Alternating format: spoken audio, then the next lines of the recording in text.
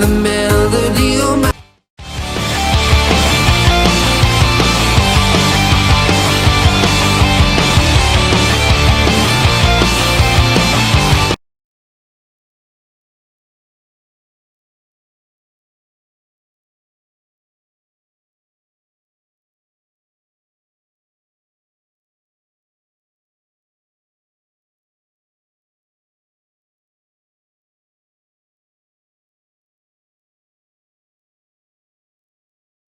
And for Post 22, this will be their second game here in the Superior Siding Black Hills Classic.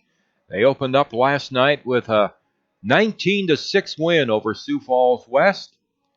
And this Mountain View team played last night against Post 320, and they were 10-0 losers in 5 innings to the Stars. So, Mark, again, we saw a Post 22 team last night that totally dominated the game with their bats. Totally dominated with their bats, but unfortunately still a couple of question marks on the mound. Credit Holden Jackson. He did have an okay start, 4 strikeouts to a walk.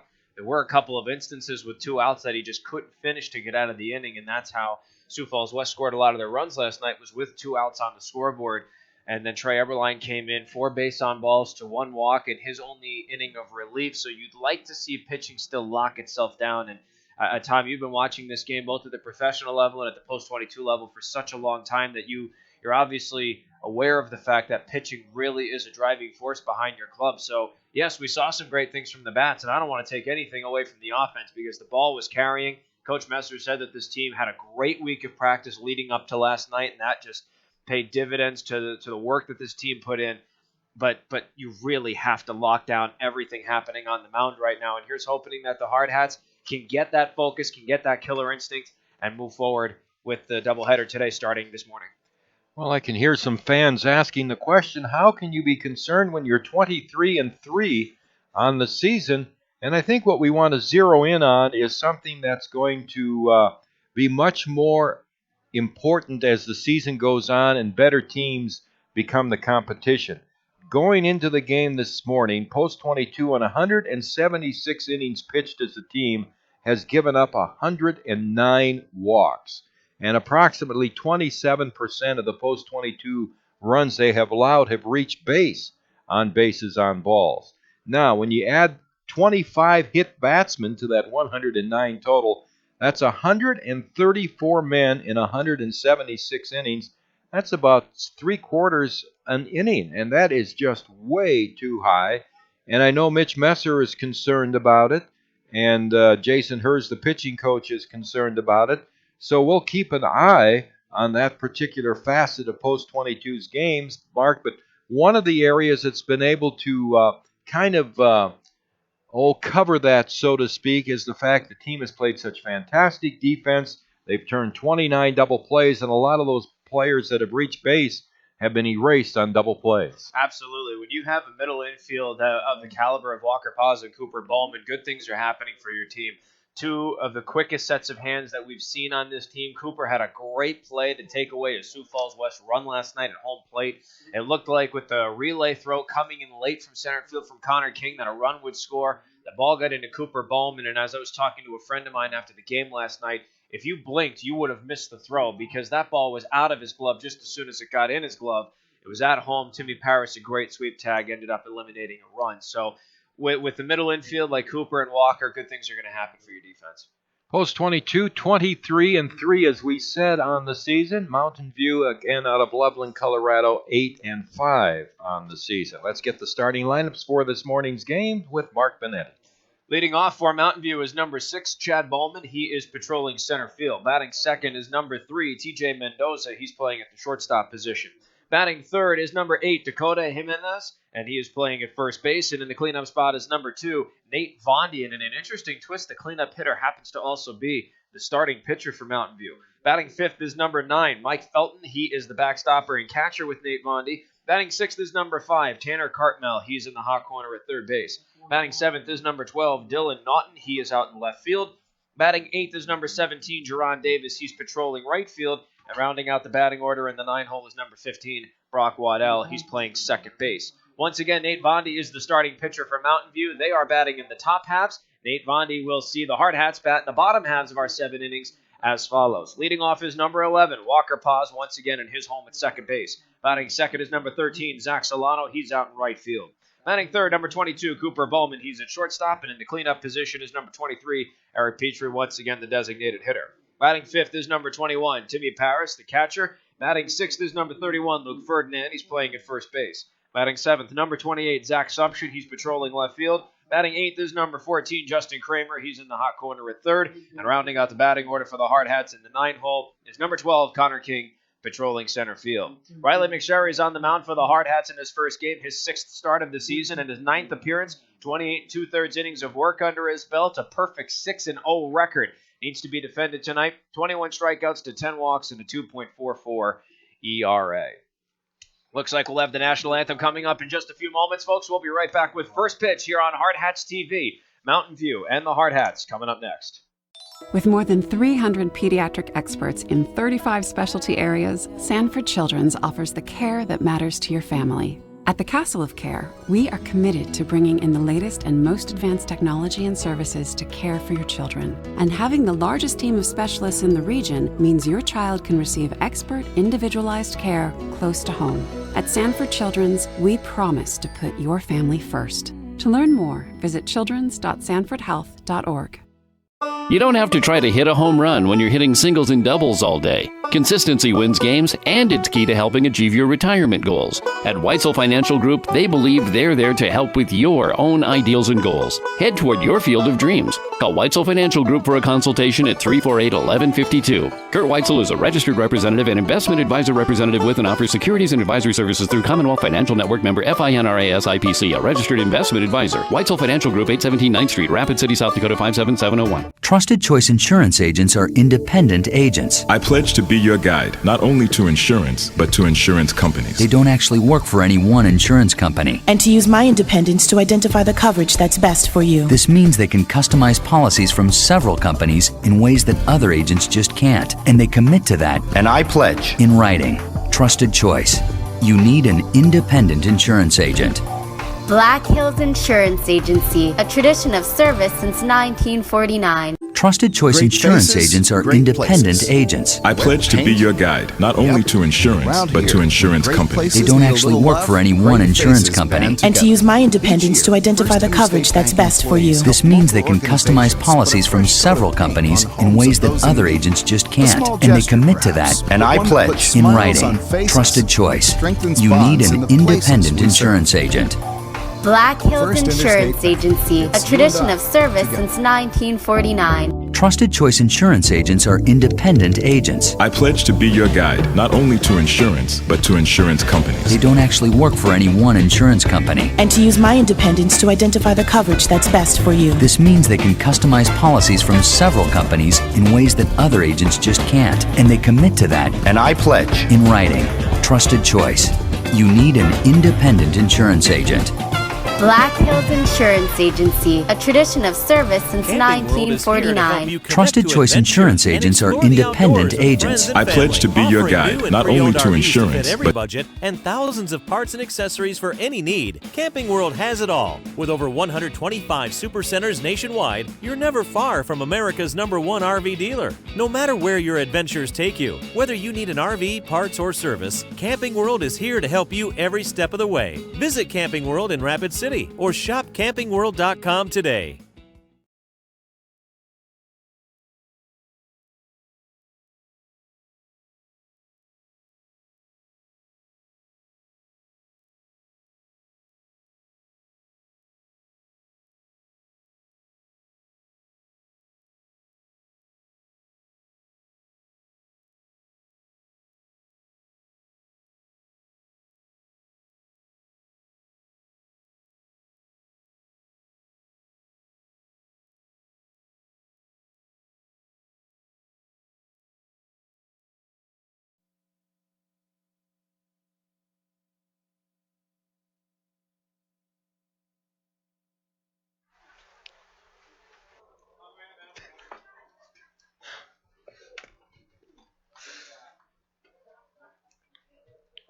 Well, looks like we're all set for first pitch here at the Fitz. The Hardhats have taken their respective defensive positions, and Riley McSherry now on the mound is set to defend his perfect 6-0 record against Mountain View. Mark Benetti and Tom Rudebush alongside you for all the action this morning. The first of 2 games the Hard Hats are playing in the Superior Siding Black Hills Classic.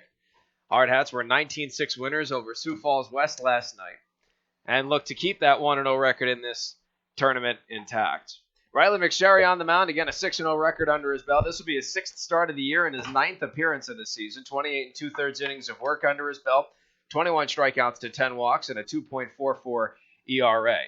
He's paired up with his battery mate and catcher, Timmy Paris. At first is Luke Ferdinand. At second, Walker Paz. At shortstop, Scooper Ballman. And in the hot corner at third for the Hard Hats is Justin Kramer. Left to right in the outfield, Zach Sumption, Connor King, and Zach Solano.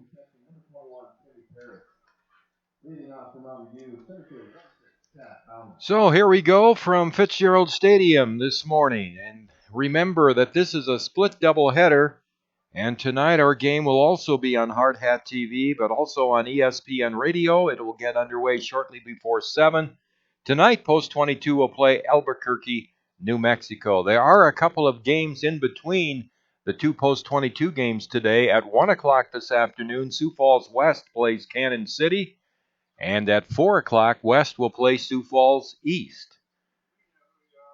So the coaches have met with the umpires, and we're just about to begin this morning's game. Over at Pete Lean Field today, Colorado Springs will play Upper Deck. Colorado Springs won yesterday 9-3 over Albuquerque. And Upper Deck lost a tough one to Cannon City, Colorado, 6-5 in 9 innings. Then Upper Deck will turn around and play Post 320. And then Sioux Falls East will play Post 320 tonight at 7. Post 320 won their game, the late game at 7 o'clock last night against Mountain View 10-0. There's a foul down the left field line. Chad Bauman leading off the center fielder against Riley McSherry, a left-handed batter. Bauman was 0 for 2 in their game last night against Post 320, and a strike at the knees.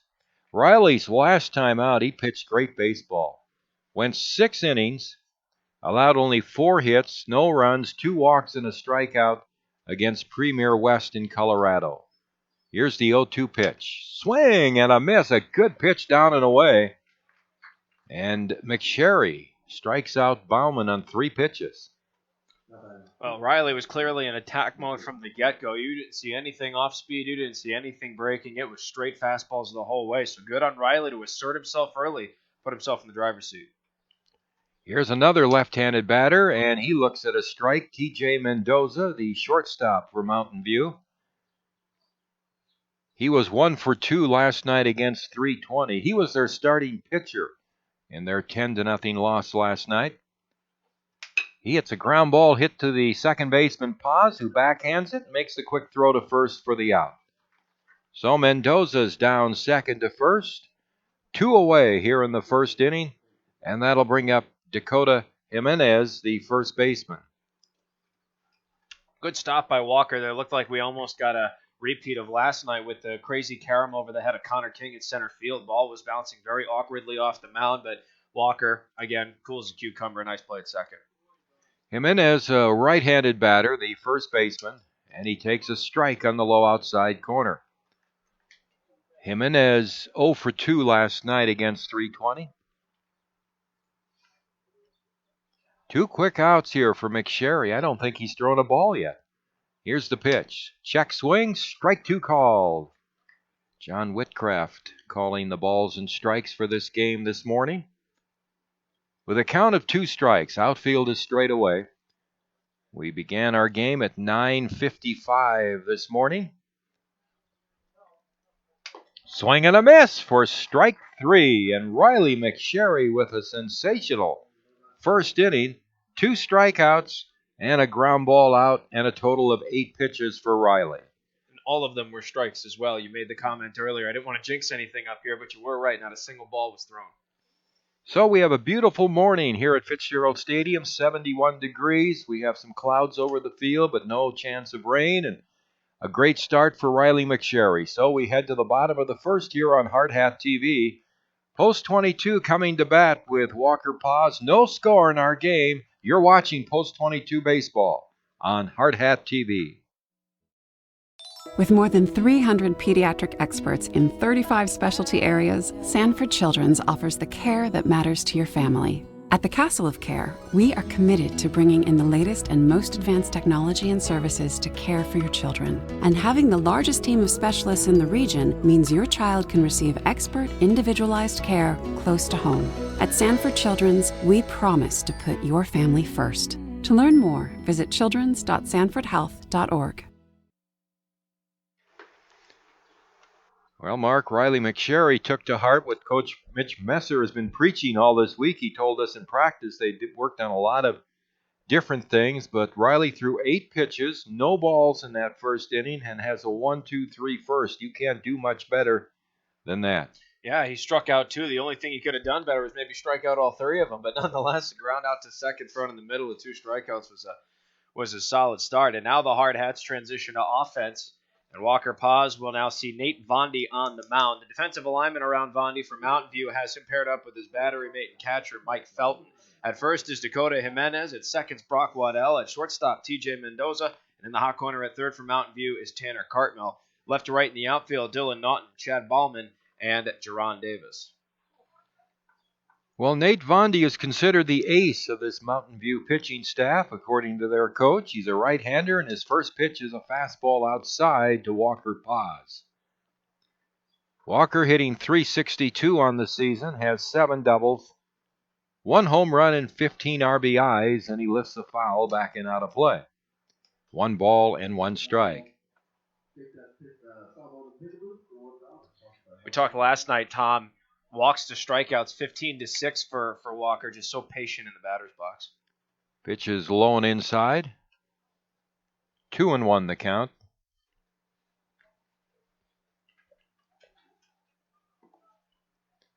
And the pitch, fastball through at the knees for a strike, and it's 2-2. Zach Solano on deck, and then Cooper Bowman to follow. There's a ground ball through the hole into left field, a base hit. So Paz rolls a ground ball through the left side of the infield, a leadoff single, and that'll bring up Zach Solano. That was a protective swing from Walker. He threw his hands at the ball, and that's why it went opposite field, right in the gap between short and third. Well hit ball, and that over 500 base percentage is just going to keep climbing for Walker. Zach Solano hitting .356. Zach has 4 home runs and 30 RBIs and takes a fastball inside for ball 1. 6 doubles for Zach and a couple of triples. Jimenez holding with Paz at first base. And the pitch is a strike on the low outside corner from Nate Vondy. Solano went 1 for 3 with a ribby single and a walk last night. Did come around to score a run as well. That was a very productive game for him. Walker Paz, 5 out of 7 in stolen bases this season. There he goes, and they have him picked off. And the throw back to first, though, and Walker is able to get back. Vondy, for some reason, delayed throwing the ball just a second back to his first baseman. Paz had broken well before the pitcher was going to deliver the pitch. And very fortunate there that Walker was able to get back. Solano hits a ball down the right field line, slicing towards the corner, and it's a foul ball by about 8 to 10 feet. And the count to Zach now, 1 ball and 2 strikes. I'd have to say it's an understatement that Walker got away with larceny on that one at first. He should have been dead to rights out, no question about it. He got very, very lucky. Solano with a count of 1-2. And the throw to first base. Post 22 coming into the game, not quite at their season high for average runs, but they're at 10.9, which is an amazing total. There's strike 3, a breaking ball on the outside corner, and Zach is rung up for the first out here in the bottom of the first. Now, Tom, to compare, we talked about Walker and how he's now 15 walks to 6 strikeouts on the year. Zach is now 17 strikeouts to 15 walks, and from one of your premier hitters, you cannot have a total that high. Cooper Bowman, the shortstop, hitting .436. Takes a pitch outside in the dirt, and again they got the runner picked off, and the catcher throws the ball into right field. And Paz will reach third base easily. My goodness, that's twice they've had Walker cold turkey, and they have let him go. An error on the catcher, Felton, on his throw to first base. Was it Confucius that once said, "Fool me once, shame on you, fool me twice, shame on me"? I can't remember who made that quote, but that was a pure example of it right there. I've said that a few times. Here's Bowman, checks his swing, and the pitch is a strike. 1 ball, 1 strike on Cooper. So Paz at third base, 1 out here in the last half of the first inning.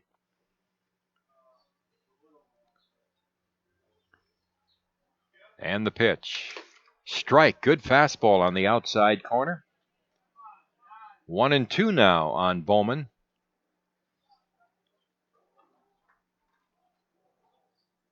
That's the first error for Mountain View here in the Classic. Pitch is low and blocked by catcher Felton. They played errorless ball despite their loss last night.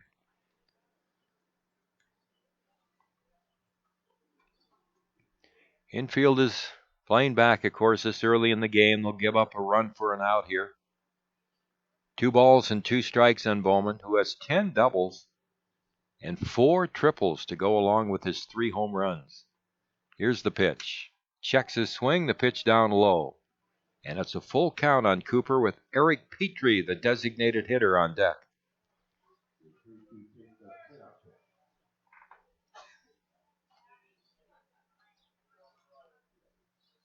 Here's the pitch. Ground ball to second base. It'll score the run. Fielded by Waddell. He throws to first for the out. Cooper is retired second to first. Paz comes home to score. And it's 1-0. Post 22. As of right now, that run is unearned, although it could eventually be earned. So here is Eric Petrie, the designated hitter.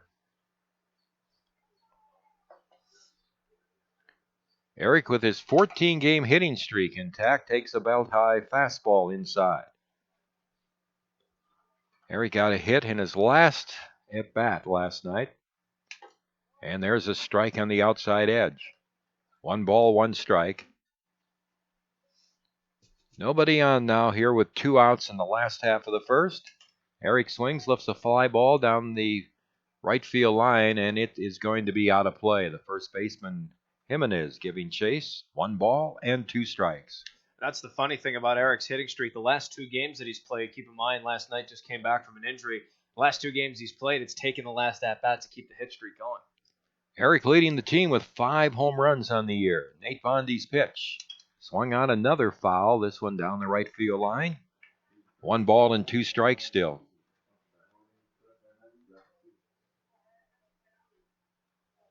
Post 22's team batting average at .350. Fastball outside, belt high, and it's 2 balls and 2 strikes. And the pitch.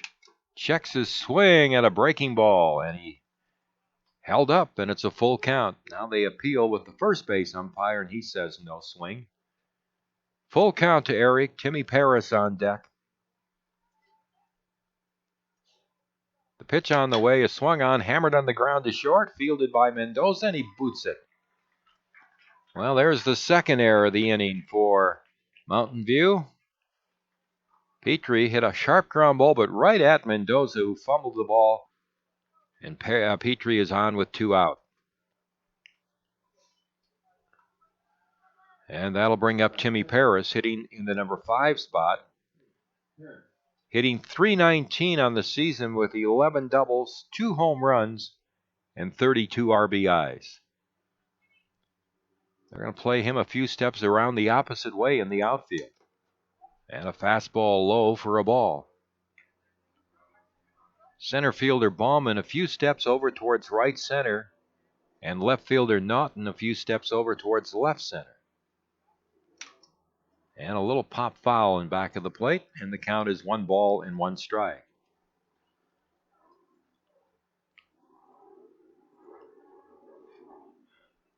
One to nothing. Post 22 leading here in the bottom of the first. Bondi's pitch, low and outside. 2 balls and 1 strike.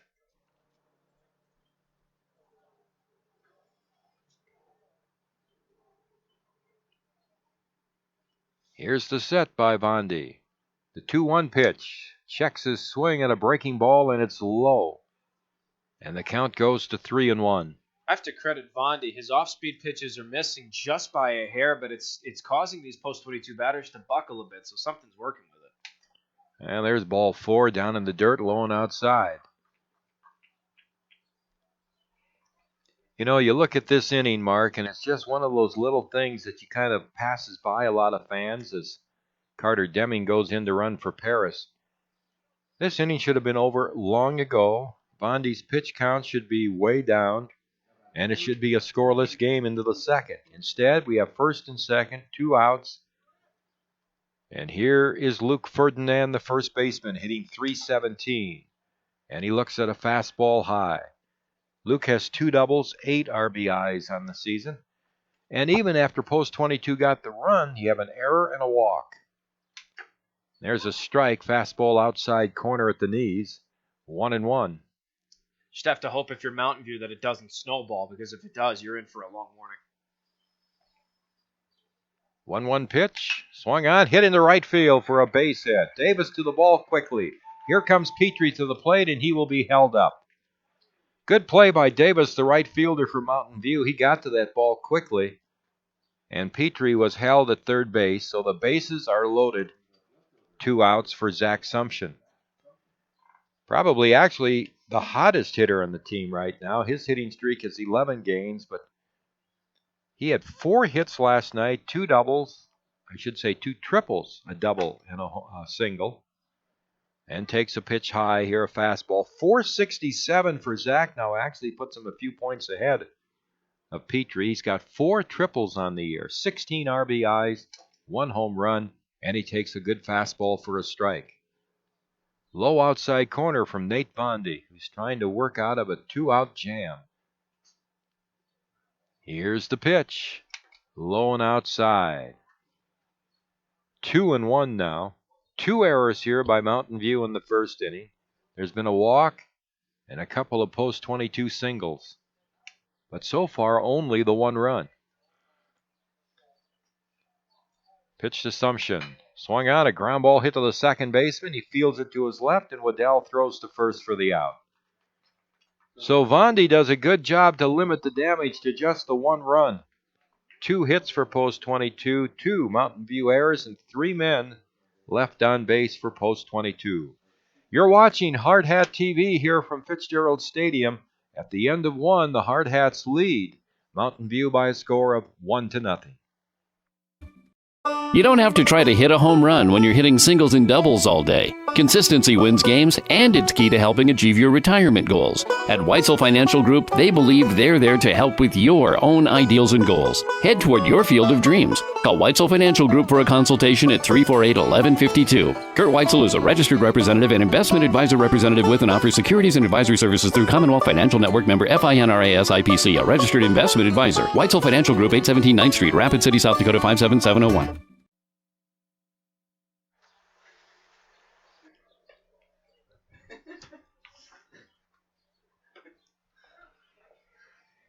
Fans, if you only knew what went on during the breaks in these broadcasts. It's 1-0, post-22 leading at the end of 1 inning of play over Mountain View out of Loveland, Colorado. It'll be the 4, 5, and 6 hitters for Mountain View. We should get a GoPro set up to film what happens in between breaks and sell the footage to HBO and go pay-per-view. This team would make bank if they did that. Nate Vandy, the pitcher, leading off. And Riley McSherry's pitch is outside for ball 1. Riley threw only 8 pitches in that first inning, 2 strikeouts and a ground ball out, and that was his first ball he's thrown in this game to lead off the second inning to Vandy, who was 1 for 2 last night against 320. Takes another pitch outside. His hit was a double. 2 balls and no strikes. Here's the pitch. And it's low for ball 3. 3-0.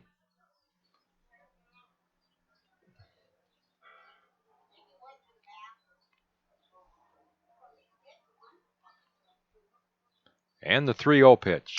That's a strike over the inside corner. 3-1. We've been raving about the post-22 defense all season. Just 27 errors in 26 games. There's ball 4 low, so Riley starts the second off with a base on balls. And it brings up Mike Felton, the catcher, who was 0 for 2 last night. Right-handed batter. Only 27 errors for post-22 and 29 double plays in 26 games. Here's the pitch, and a breaking ball, strike on the outside corner. Ferdinand holding with Vondi at first base. 1-0. Post-22 leading here in the top of the second. Here's the set. McSherry's pitch, and it's high and inside. 1 ball and 1 strike.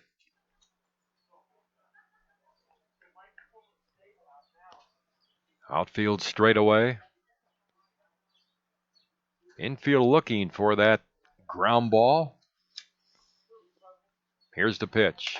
Swing and a miss. Big rip by Felton. 1 ball and 2 strikes. He tried to tear the cover off the ball with that swing. My goodness. Riley McSherry is even. He gives up his outs 50% from ground balls, 50% from fly balls.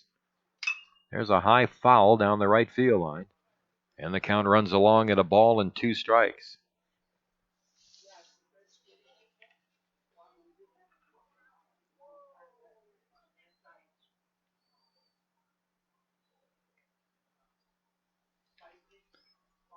The best ground ball percentage among the starters is Kyle McGuire, 54% of his outs on ground balls.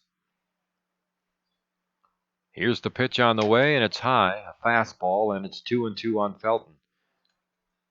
Well, Riley's already, exceeded his pitch count in that first inning when he threw only 8. 10 already here in the second inning. Vondi takes his lead from first, a small lead. Here's the pitch. Curveball in there for a strike, and Felton is caught looking. Good breaking ball there by Riley. Kept it right on that outside corner, and he picks up his 3rd strikeout. Completely different Riley McSherry for a number of reasons, but in particular his pitch selection. He's starting to vary things now. He's throwing breaking pitches, he's throwing off-speed pitches, and now it's catching everybody for a loop. Here's their third baseman, Tanner Cartmel, right-handed batter. He hits a shot inside the bag at first and down the right field line. A low liner. Diving for it, Ferdinand couldn't get it. Vondi will go to third, to throw to second, and that gets away, and here comes a run to score.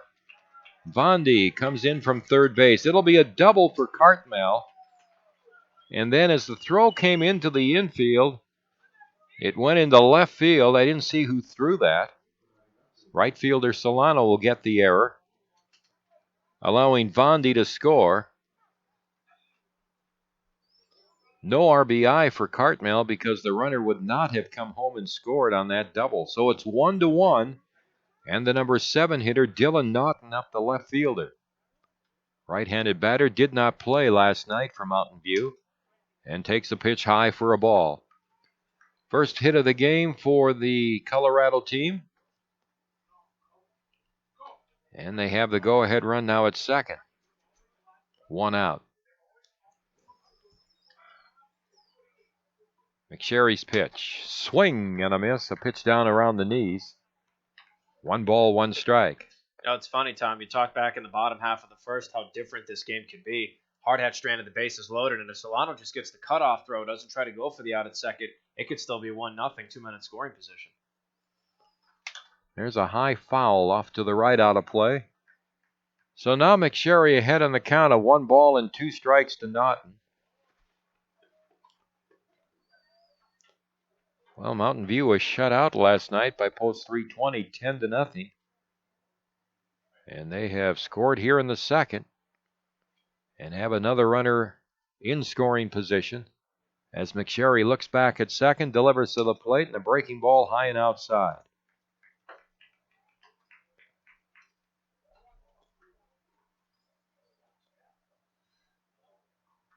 So the count 2 balls and 2 strikes. Here's the stretch. The pitch swung on, a little chopper towards second. And Paz fields it and flips to Ferdinand for the out. Second to first retires Naughton. Cartmel advances to third with 2 outs. And it brings up the number 8 hitter, Jaron Davis, the first baseman. Davis, a right-handed batter. He also did not play last night for Mountain View. And Riley delivers a good fastball at the knees for a strike.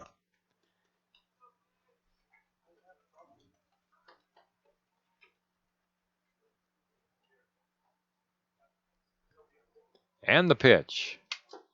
Low for a ball. 1-1. 2 outs. Runner at third for Mountain View. The score tied 1-1 here in the top half of the second. McSherry out of the windup delivers. And a fastball through for a strike. And it's 1-2 now on Davis.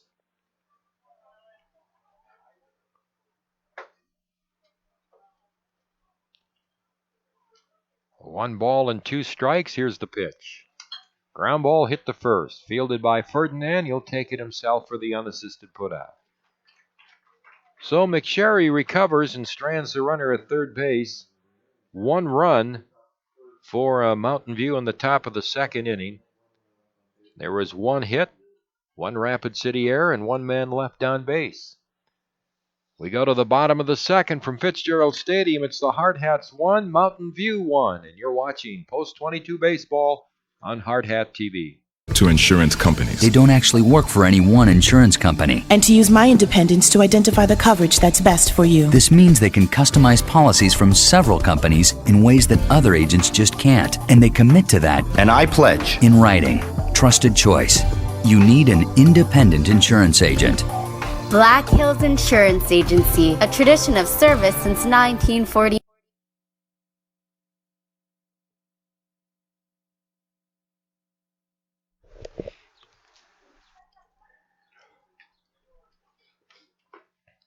Justin Kramer, Connor King, and Walker Paz will bat for Post 22 here in the last half of the second. Zach Solano would hit if anybody gets on base. Justin Kramer hit his 3rd home run of the season last night. He's hitting .395 now. 5 doubles to go along with those 3 home runs and 14 RBIs for Kramer. He bunts the ball towards third. It hugs the line. It is going to roll foul. Just foul, about 2 feet in front of the bag. 1 strike the count. Justin is so masterful trying to hit or bunt for a hit and just tight-roped. And I think if it doesn't hit whatever dirt patch it did, that's rolling onto the bag for a fair ball, but awfully close. 1 strike on Kramer. Nate Vondy delivers. Swung out a drive down towards the left field corner. That's going to be in for an extra base hit. Bouncing up off the fence and straight away left field. And Kramer with his 6th double of the season to start the bottom of the second. How crucial is it for Justin Kramer now to start finding his power? It looked like he was starting to slump a little bit when he came back to the lineup, both defensively and offensively. He is locked down third base on defense. Now he's starting to find power. The 2-run blast last night, a double to lead off this bottom half of the second. And if he can keep hitting like that in the 8th spot, that's going to be crucial for the Hardhats as the postseason rolls around. Connor King, the left-handed batting center fielder, number 9 hitter up. He lines one in the left center field for a base hit. Over to pick it up is Bauman, and holding at third base is Kramer. Justin had to hold second just in case Mendoza, the shortstop, caught that ball. Mendoza leaped high, and it was just over his glove. Good to see Connor get a base hit. Runners at the corners, nobody out. 4 hits for Post 22 now. And it brings up Walker Paz, who singled to left. A ground ball hit to open up the bottom of the first inning. And the pitch is a strike. Belt high, and it's 0-1. Post 22 trying to break this 1-1 tie here in the last of the second. And strike 2 to Paz.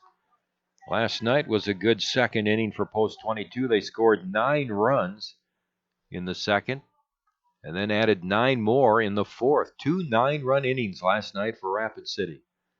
Here's the pitch to Paz. Runner at first goes, and a foul at the plate. King was running off first base. The count to Walker, still 2 strikes. Would have been interesting to see, had that not been a foul, if they would have gone for the out at second or if they would have held just in case Kramer would run on a potential throw to second. Center fielder Bauman again shading the opposite way. Paz left-handed batter. And he's a few steps over towards left center on Walker. And a throw to first base.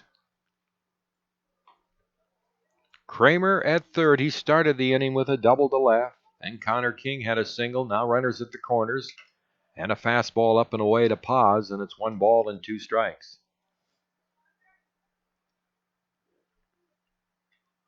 Here's the set by Vondi. And the runner goes. Pitch is strike 3 called and no throw made to second base.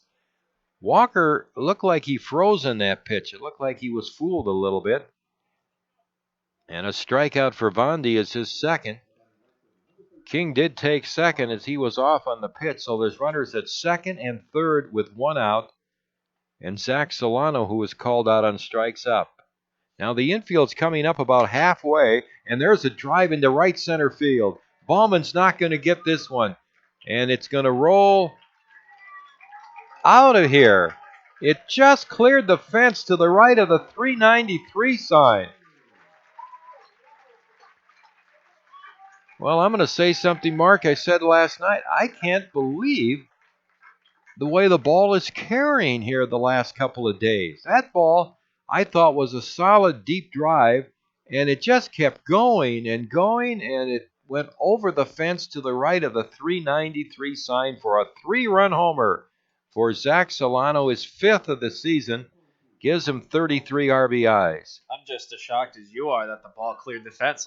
Like you said, I thought he was bases clearing double the whole way. Instead, he's touching them all. Here's a foul by Cooper Bowman. So Zach's 5th home run of the season gives Post 22 a 4-1 lead here in the bottom of the second inning. 24th team home run for the Hardhats. There's a strike on the outside corner to Cooper. Bowman grounded out to second, got an RBI in the first inning. 2-strike count. Here's Vondi's pitch. Check swing, and he went too far. So Bowman is called out on strikes. Actually a swinging strikeout. 3 strikeouts for Vondi, and there are 2 outs now here in the second for Post 22, and the hitter will be Eric Petrie. That looked awfully close from up here, but obviously the umpire has a better advantage of whether or not Cooper did go around the full way. And I guess he did, but that was awfully tight. Eric Petrie reached on an error, his first at bat. Nate Vondi into his windup, he delivers. Check swing roller to third, fielded by Cartmel. His throw across the diamond to first base is good for the out. So Petrie checked his swing and rolls out third to first. 3 runs for Rapid City in the second inning on 3 hits, all coming home on the home run by Zach Solano. No errors and nobody left on base. At the end of 2, Post 22 4, Mountain View, Colorado 1. You're watching and listening to Post 22 Baseball on Hardhats-TV. Coke Zero goes with things like this. This. And this.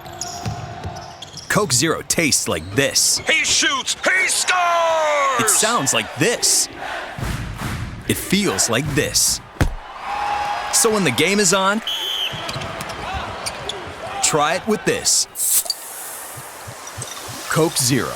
Real Coca-Cola taste. 0 calories, 0 sugar.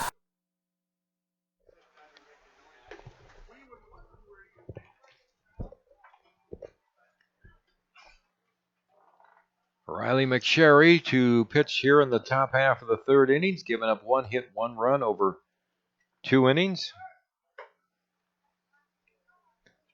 That run will probably go as earned against Riley because the infield was back when Naughton grounded out, which allowed Bondi to score from third, even if he would have been held at third base.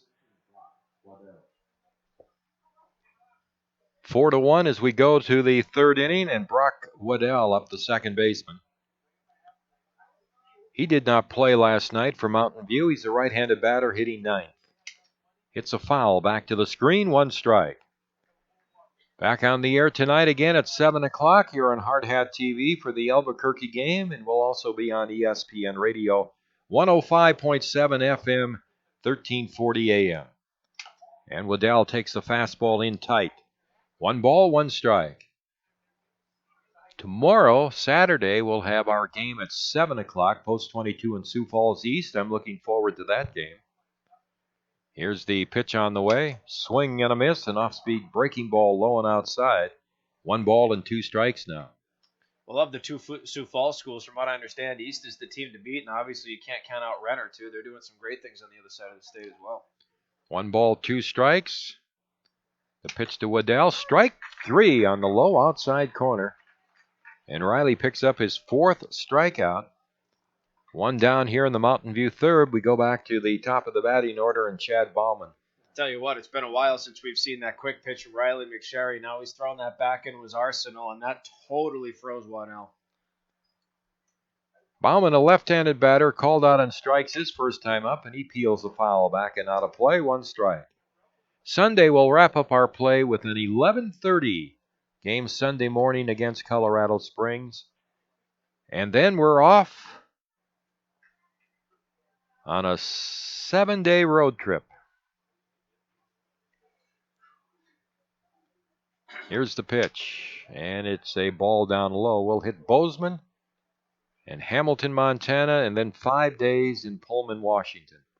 We'll have games, all of them, on Hardhat-TV. Here's the pitch, high and tight, and it's 2 balls and a strike on Bauman, who's 0 for 3 now in the Classic. This Classic sponsored by Superior Siding in Rapid City, the Superior Siding Black Hills Classic. Another pitch inside for a ball.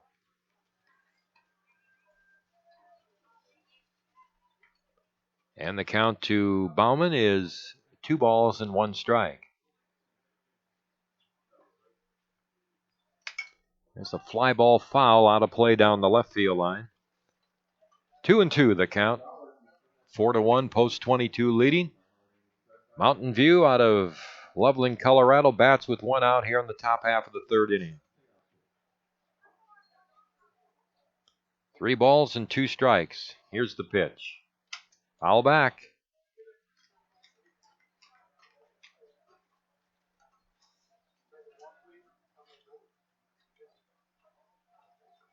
Still 3-2 on Bowman.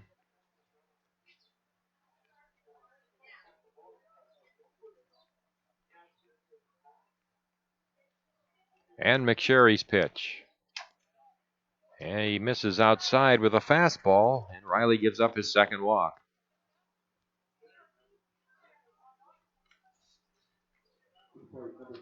Here's TJ Mendoza, the shortstop up. Number 2 hitter, left-handed batter, grounded out to Paz at second base, his first at bat. And so far in their 2 games here in the Classic, Mendoza 1 for 3.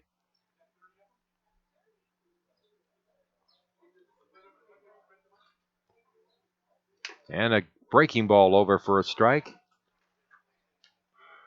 Ferdinand holding with Bauman at first base. Kramer up to the edge of the grass at third. Solano shading a bit towards left center. I should say King out there in center field, a bit towards left center. Here's the pitch, swung on, a foul back and out of play, and the count goes to 0-2.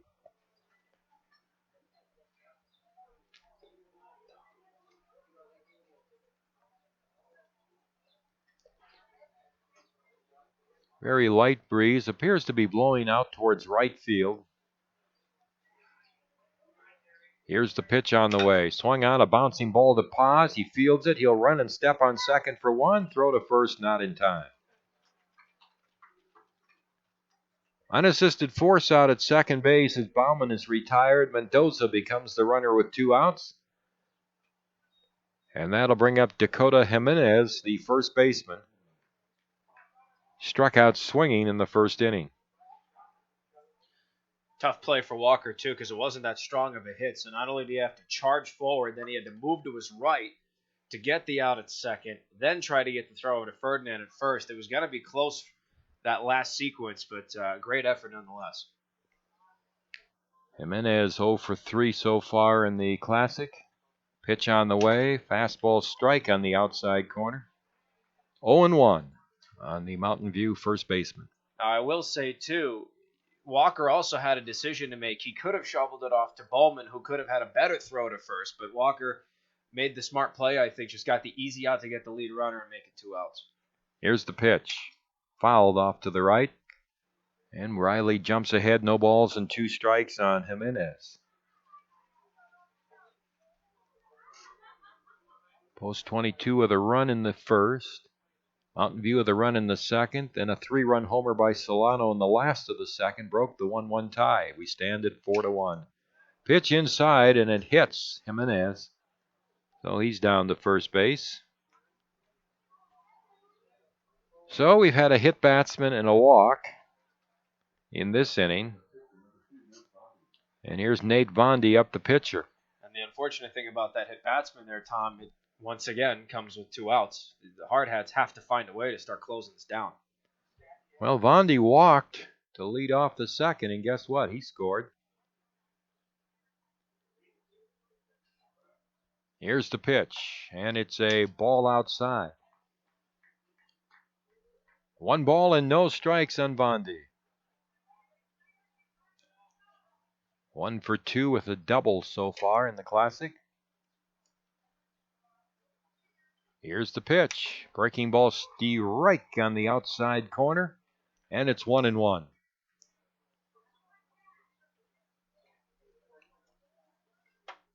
Mendoza at second. Jimenez at first with 2 outs here in the top of the third. Here's the pitch by McSherry, and it's outside. 2-1.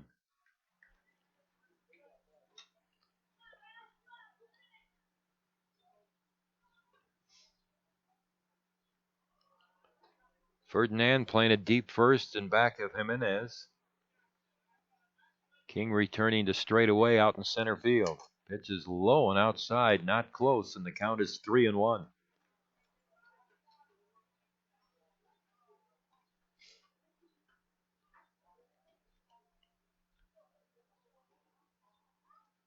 Three balls and 1 strike. Here's the pitch. And it's low and outside for ball 4. So the bases are loaded with 2 outs for Mountain View. And their number 5 hitter, the catcher Mike Felton, coming up. A right-handed batter. He was called out on strikes in the second. Timmy Paris is going to run out, the catcher, and talk with Riley McSherry.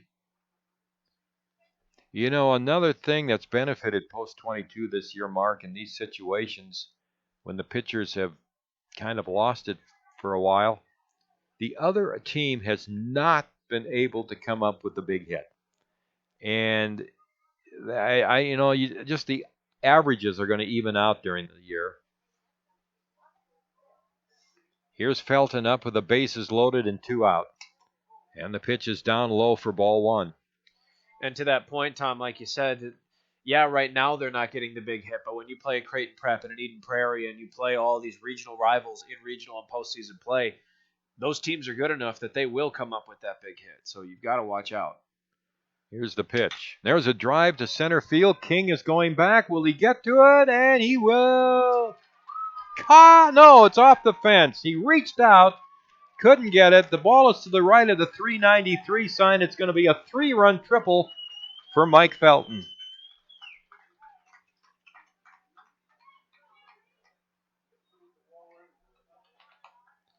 So it's a double for Felton as he stopped at second, but 3-run score, and it's a tie game at 4-4. Well, from your mouth to their ears, Tom, there's the big hit. And it came with 2 outs, and Riley McSherry could have been out of this inning a long time ago, but a hit batsman, a walk, now a bases clearing double. It's all coming with 2 outs, and it comes back to what I said in the pregame show. These pitchers have to find a way to close. When you've got 2 outs, you need to get that killer instinct and focus. It's all about mental focus and just getting out of things.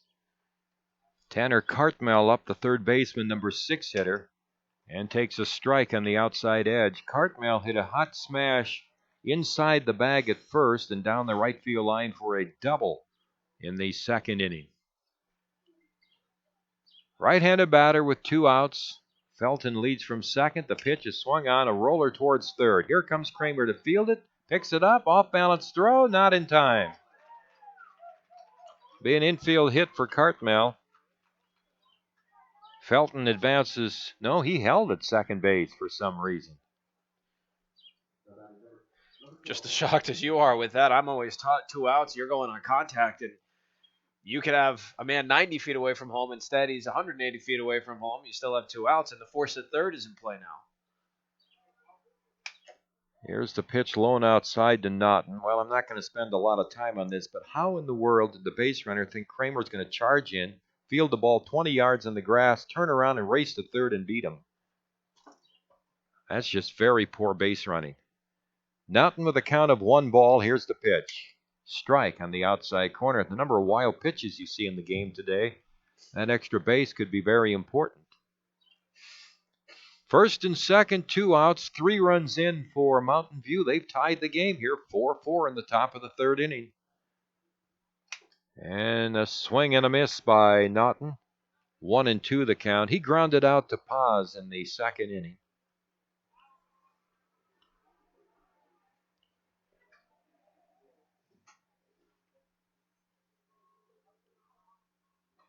One ball, 2 strikes. The runners take their lead. The pitch. Swing and a miss for strike 3. Naughton strikes out. 5th strikeout for McSherry. 3-run score in the top of the third inning for Mountain View. 2 hits. No Rapid City errors. 2 men left on base. Well, we head to the last half of the third now. We're all even. Mountain View 4, the Hardhats 4. Post 22 baseball throughout the season. Right here on Hardhat-TV.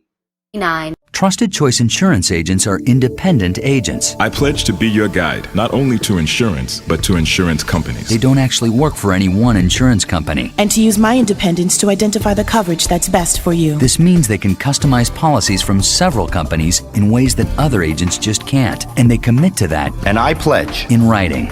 Trusted Choice. You need an independent insurance agent. Black Hills Insurance Agency, a tradition of service since 19...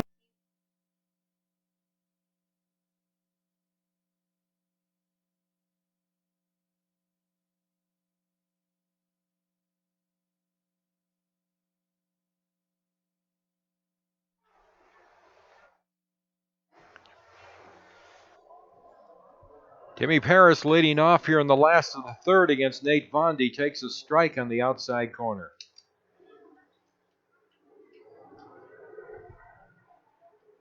And the next pitch is swung on and missed. Breaking ball down and away, and it's 0-2. No balls and 2 strikes.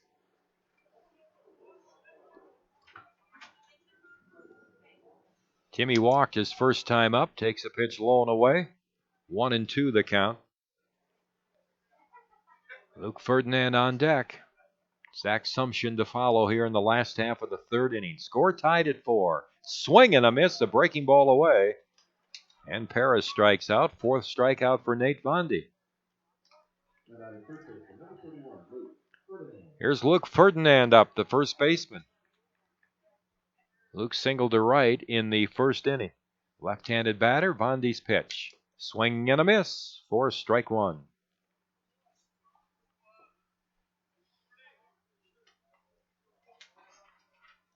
And the pitch. Slow chopper back to the mound, fielded by Vondi to the third base side, and he throws to first for the out. Ferdinand out, pitcher to first. And that'll bring up Zach Sumption. Zach grounded out to second, his first at bat. Keep in mind, Tom, that was with the bases loaded, too, and it ended the bottom half of the first, so the Hardhats could have had an even bigger inning. Pitch is outside, ball one. And the pitch. Swing and a miss. 1-1 on Zach.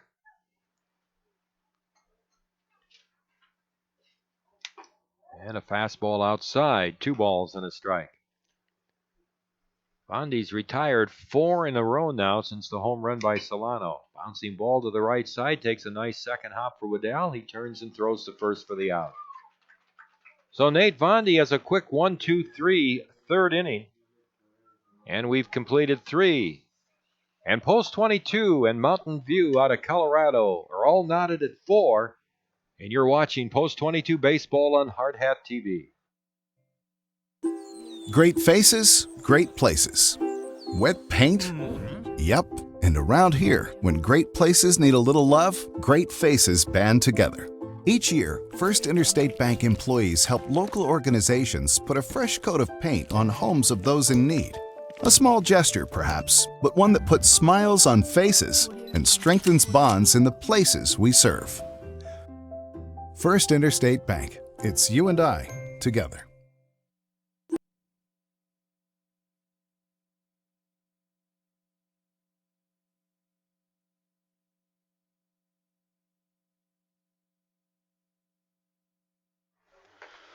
Well, we've got one heck of a ball game on our hands now.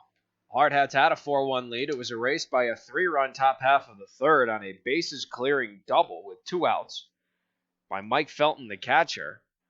And all of a sudden, we're knotted up at 4 coming into the top half of the fourth as the Hardhats go back to defense. Numbers across the board for Mountain View out of Loveland, Colorado. It's 4 runs, 3 hits, 2 errors. And for the Hardhats, it's 4 runs on 5 hits with 1 blemish on defense. Mark Benetti and Tom Rudabush alongside you for all the action this season. Today's broadcast is on Hardhats-TV. We'll be on ESPN Radio and Hardhats-TV later tonight. Riley McSherry back to it on the bump. He deals a first pitch called strike at the knees of Jaron Davis, the right fielder. 0-1 his starting count. Davis 0 for 1 on the ball game, an unassisted putout at first to end the top half of the second. Looks at a called strike number 2 inside at his knees, and he's quickly behind 0-2 to McSherry. McSherry with 5 Ks in this start. Looking for number 6. Quick pitch. 0-2 rides up high. And the count goes to a ball and 2 strikes. So it's 5 strikeouts right now for McSherry on a pair of walks and a hit batsman.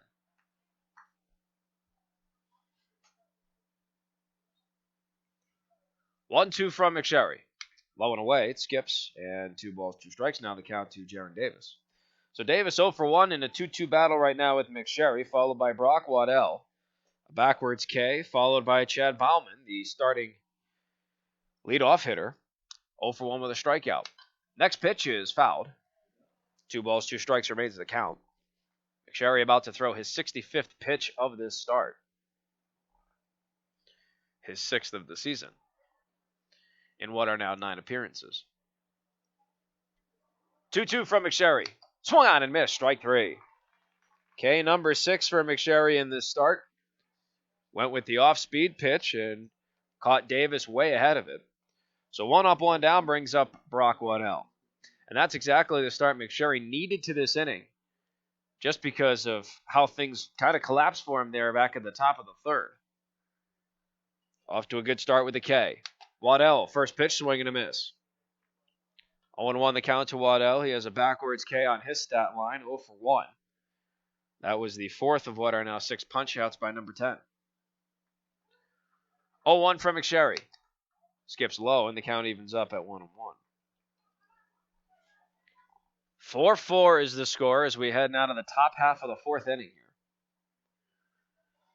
here. It was 4-1 post 22, and then with 2 outs, McSherry surrendered a bases-clearing double to Mike Felton. That has been the difference maker so far to knot things up at 4 side. 1-1 from McSherry. Rides up high. 2 balls and a strike now the count. Chad Bauman, the leadoff hitter on deck. 0 for 1 with a strikeout and a base on balls. 2-1. Swung on and missed. Brock Waddell is now even 2 balls and 2 strikes.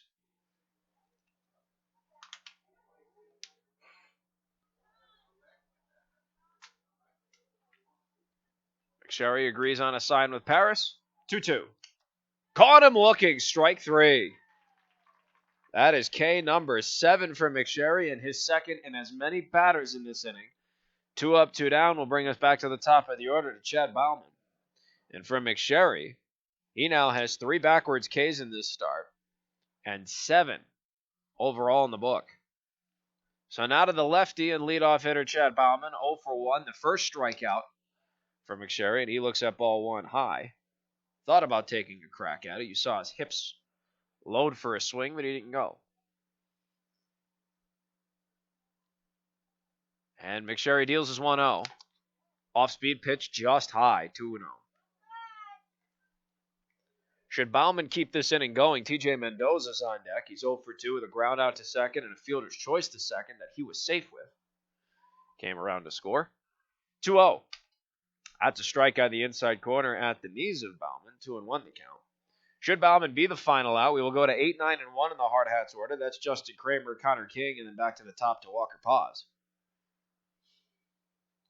2-1. Swung on and fouled, and the count evens now at 2 balls and 2 strikes.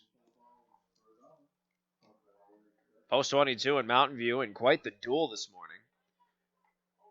2-2 the count, 4-4 the score. And the 2-2 to Bauman. Just up high, and the count goes full. 4 runs, 3 hits, 2 errors for Mountain View. With 2 outs here in the top of the 4th, the Hard Hats about to come to the sticks. 4 runs, 5 hits, 1 error. Payoff pitch coming from McSherry, and he deals. Swung on and hit right up the middle. Can Paz get to it? Yes, he can. Throw to first is off track. It's not in time. What a great effort by Walker Paz at second to try and make the throw over. It's an infield single for Chad Bauman, and he keeps this inning going with 2 outs. That'll bring up TJ Mendoza.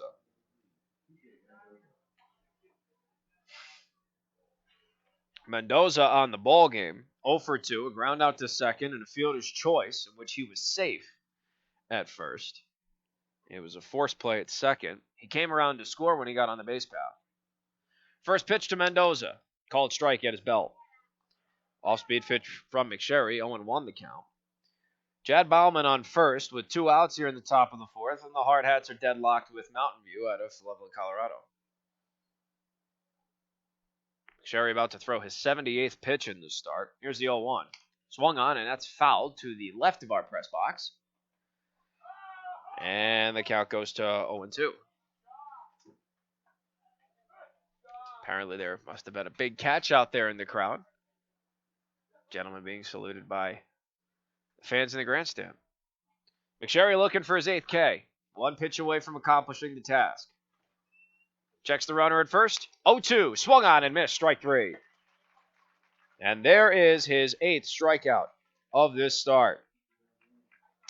No runs, a hit, no errors, 1 man left on the base path. We have officially completed half of the ball game. And the Hard Hats and Mountain View are deadlocked at 4 runs aside.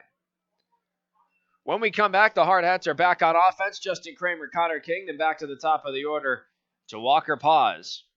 All season long, we are broadcast on the internet. You are watching this morning's game on Hardhats-TV, which can be found all year long on post22baseball.com.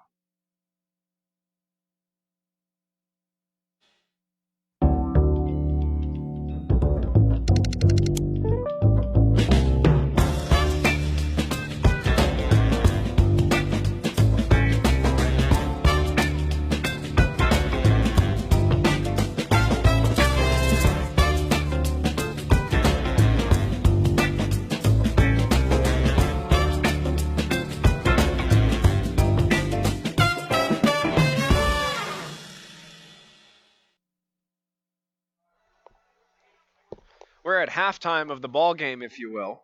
3.5 innings out of 7 have been played, and the Hard Hats are still knotted up at 4 with Mountain View in the second game of the Superior Siding Black Hills Classic. 2 stadiums hosting this tournament, Post 320 and Post 22, the host sites. Hardhats are back on the offensive. Justin Kramer looks up ball one to kick off the bottom half of the fourth. Nate Vondy's still on the mound for Mountain View, throwing one heck of a game. He deals strike one to Kramer. 1-1 the count. Quickly, he goes back to work. The 1-1 chop foul to make it 1-2 for Kramer. Kramer doubled in the bottom half of the second, came around to score. He'll be followed up by Connor King and then Walker Paz, three gentlemen scheduled to hit. Vondy's picked up his pace on the mound. 1-2 to Kramer is low and away. 2-2. So I apologize if I use short sentences and start talking like Ernest Hemingway over here. 2-2. Swung on, and that ball is pushed into right center field and caught on the run by Chad Bauman, the center fielder. When F8 in the scorebook, one up, one down, will bring up Connor King, and I think that pushing the pace from Vondy on the mound has really changed things up. Hasn't given the Hardhats much time to think in the batter's box and get their tempo and their timing ready. So now Connor King, 1-for-1 with a single and a run scored. He looks at a first pitch strike at his knees. 0-1 the count to King with one out here in the bottom of the fourth. Still deadlocked at 4 are the Hardhats with Mountain View. 0-1 to Vondy. King tried to bunt. I think he fouled it. And that will quickly push his count to no balls and 2 strikes. And he did foul it. Tried to pull a fast one on the Mountain View defense. 0-2. Just missed outside. 1-2 the count to King on the fastball. And Vondy deals his 1-2. That misses low and away, and the count evens up at deuces. Walker Paz on deck, 1-for-2, a single, a run scored, and a strikeout. 2-2. High and away, and Connor King has pushed this count full after being down 0-2.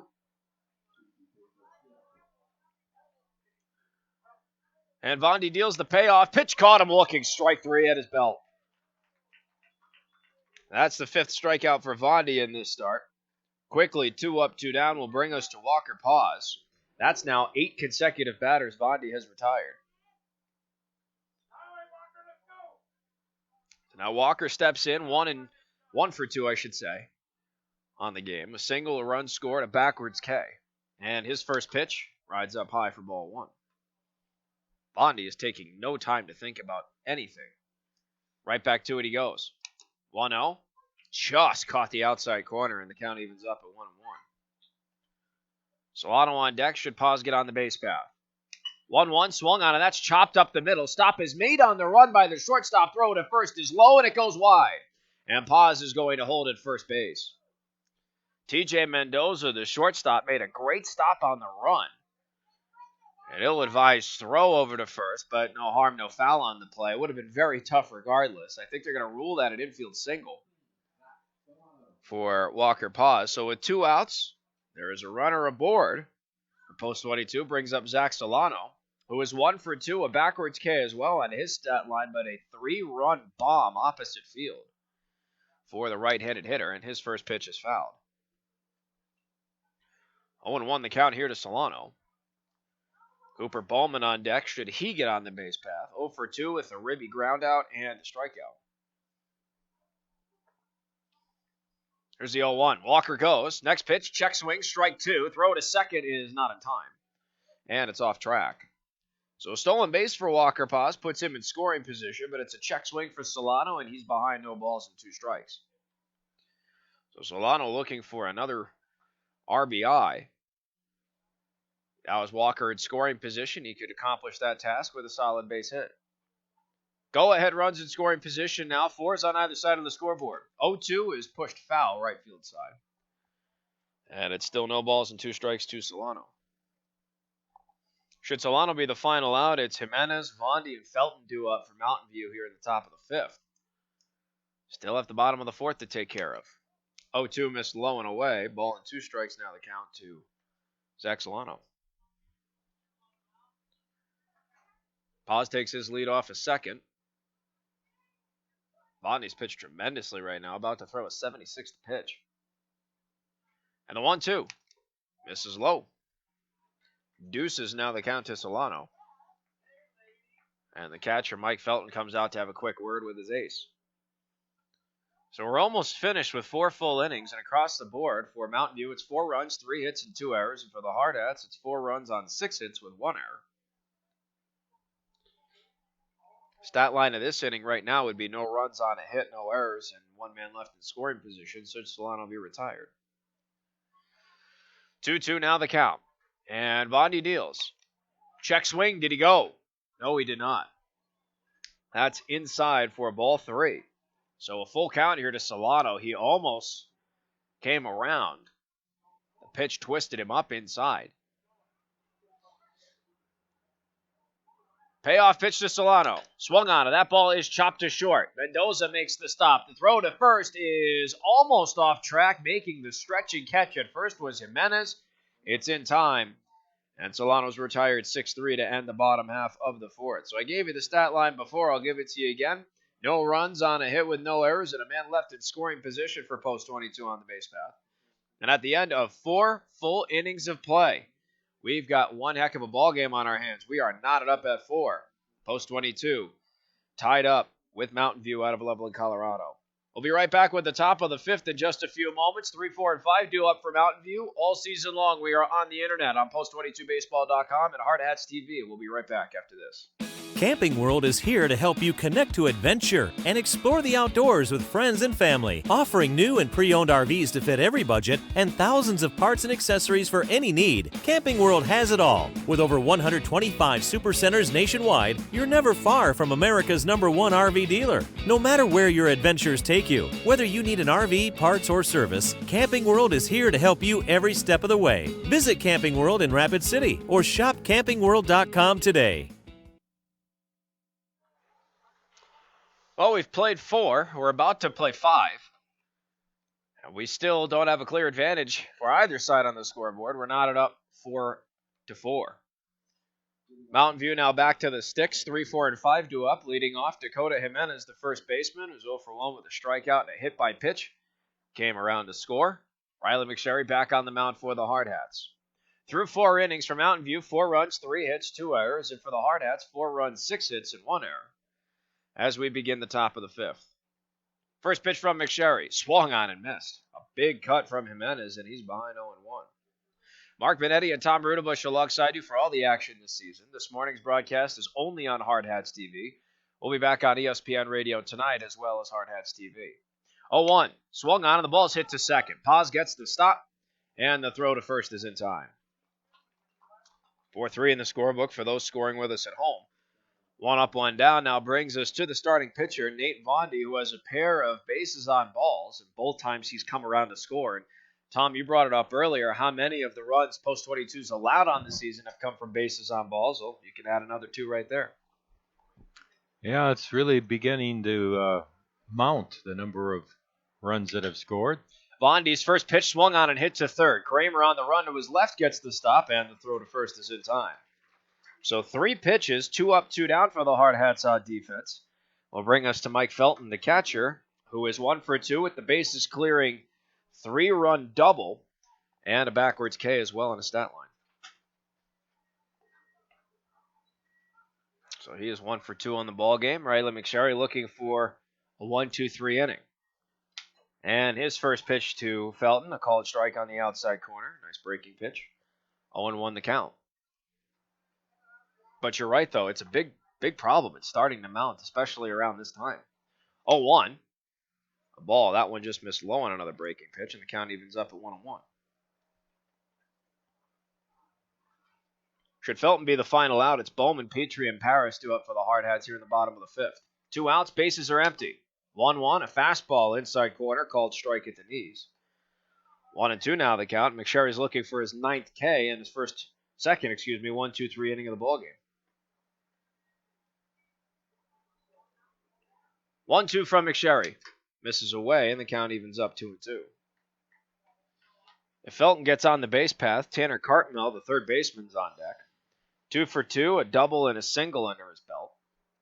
He's also been stranded at third. Deuces from McSherry. Just missed low and away, and the count goes full. Well, here's hoping it doesn't become a talking point even further, Tom, but full count, 2 outs. McSherry's got to find a way to close here.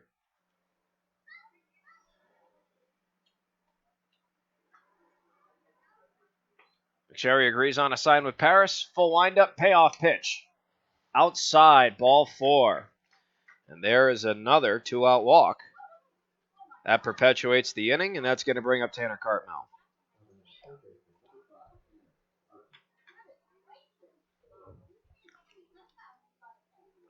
So that's now 2 walks with 2 outs in the inning, 3 on the game for McSherry. Also a hit batsman with 2 outs, so 4 free base runners in the ball game. 3 of them have come with 2 outs. Brings up Tanner Cartmel again, 2 for 2, a double and a single.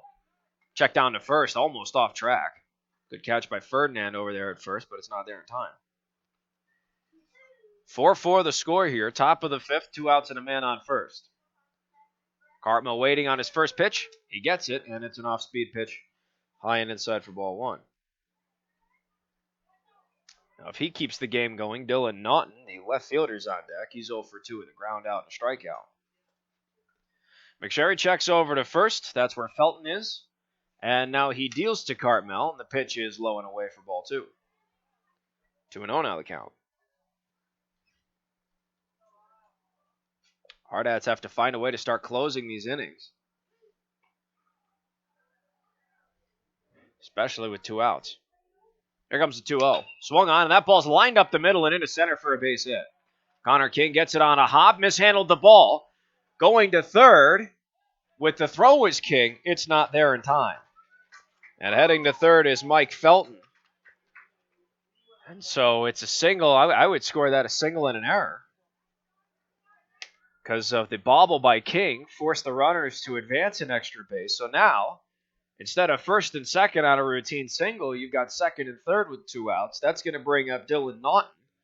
And pitching coach Jason Hers is going to come in for a come-to-Jesus moment with his infield and Riley McSherry, his pitcher.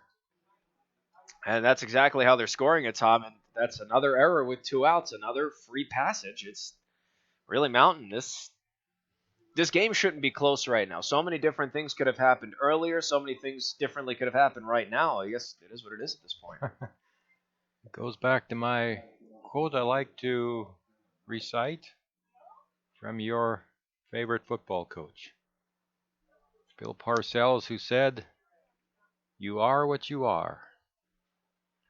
You can have all the reasons why and all this other stuff, but it is what it is." Naughton's first pitch from McSherry is fouled. He's behind 0-1 now. Naughton on the ball game, 0 for 2, a ground out to second, and the 5th of what are now 8 Riley McSherry strikeouts. 2 outs has been a problem here for the Hardhats. 2 men in scoring position. And the 0-1 to Naughton. Swung on, and that is pushed foul. First base side, Ferdinand doesn't have a play on it. It's out of play. So McSherry is now 1 pitch away from getting out of this jam, but we have said that before. He's looking for his 9th strikeout. If he gets it, it would end the top half of the 5th, and it would strand 2 runners in scoring position for Mountain View.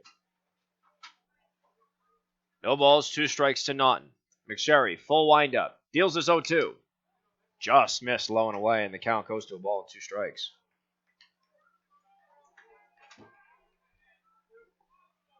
Riley really thought he had a strike on that pitch. You could see his body language, and now he's at 1-2. Ball and 2 strikes the count. McSherry another full windup, and he deals. Swung on and missed, strike 3. 9th strikeout for McSherry. It ends the jam, and it retires Mountain View. No runs on a hit with 1 error charged to the Hardhats defense. 2 men left on the base path. Both were in scoring position. 4.5 innings have been played. There is no leader in this ballgame. We are still deadlocked at 4 runs aside. The Hardhats look to get the go-ahead run on the board as we transition to the bottom half of the 5th. Bowman, Petrie, and Paris due up. Stick around, folks. You are watching this morning's broadcast and listening to it as well on Hardhats-TV, which you can find all season long on post22baseball.com.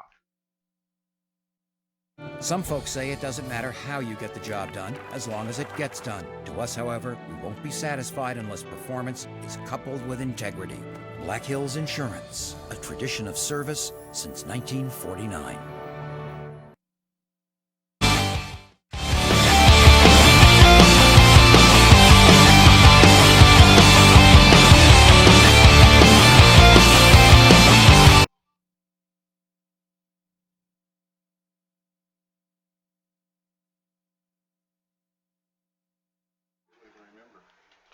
4.5 innings have been played as the Hardhats transition back to the offensive side of baseball.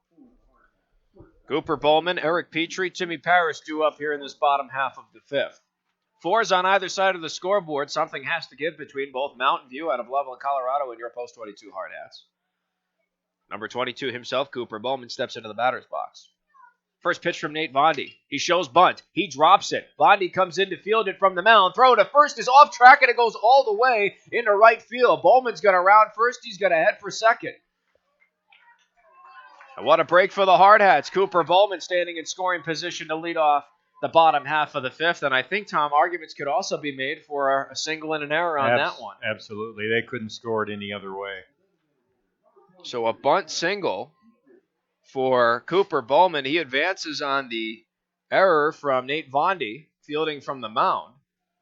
Nobody out. Here comes Eric Petrie with a chance to extend his 14-game hitting streak and knock in a run in the process. First pitch from Vondy, a called strike outside corner, and he starts behind 0-1. Petrie on the ballgame 0 for 2, reached on an E6, grounded out to third. And now Mike Felton, the catcher, comes out to speak with Vondy. Well, if there's anybody that can start a rally, it's Cooper Bowman, and a bunt single plus an error will definitely get that done. Now Petrie looking to perpetuate it.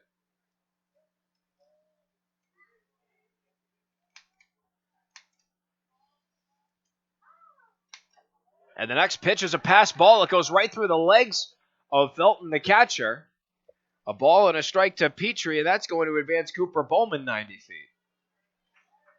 So a bunt single, a throwing error advances him to second, a pass ball advances him to third, and now it looks like all the errors are going in favor of the Hardhats. So Petrie with a ball and a strike, and the sac fly in effect to knock in the go-ahead run. 1-1. Infield is in. They're trying to protect that run and hold Bowman at third. Next pitch is low and away, 2-1 to Petrie. 2-1. Swung on and fouled. And the count evens up. 2 balls, 2 strikes. All 4 infield positions are right on the grass. Bowman takes his lead off a third. 2-2 from Vondy to Petrie. Swung on and it's chopped foul. Third base side right into the Hardhats dugout. And the count will hold even at 2-2.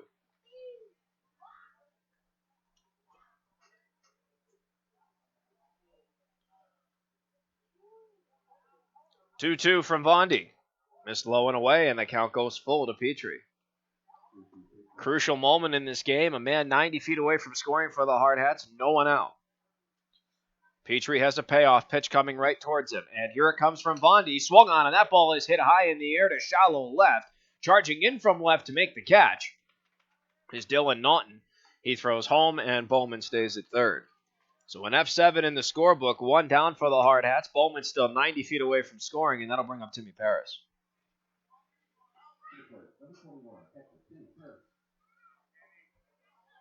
Parrish on the ballgame 0 for 1 with a walk and a strikeout. The fourth of what are 5 on the ballgame for Vondy. He is the ace, according to the coaching staff of Brian Smella and Jake Vondy.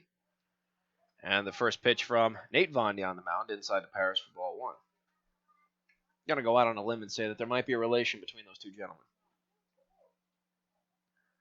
1-0 from Vondy. Misses low and away. A big block from Felton. That'll hold Bowman still at third. 2 balls, no strikes to count to Timmy Parrish.